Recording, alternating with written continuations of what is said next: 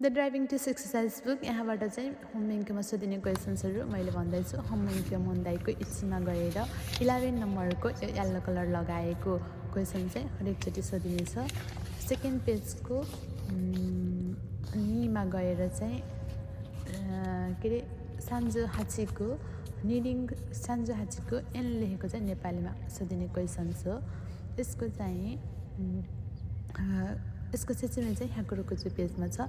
Needing स्यारे काबो मगारो तोकी खाबो नि हाइरो तोकी नि सुकुदो हायामे खाबो देरो तोकी नि हाया गेङ्सुको सुरुतो योई।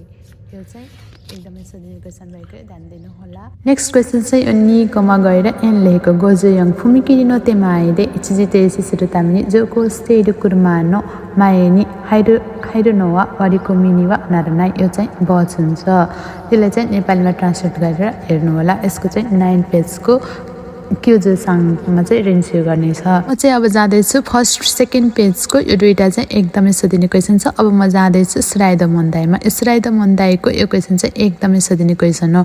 इङ्ग्लिसमा दिए पनि सोध्छ र जापानिजमा दिए पनि सोध्छ। मैले चाहिँ सुरुमा नेपालीमा दिएर अनि त्यसपछि जापानिजमा दिएको भएर यसमा नेपालीमा पनि सोधेको थियो र जापानिजमा पनि सोधेको थियो।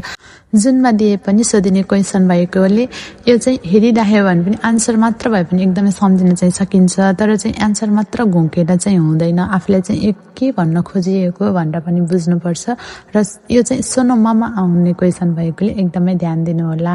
Thank you for watching this video.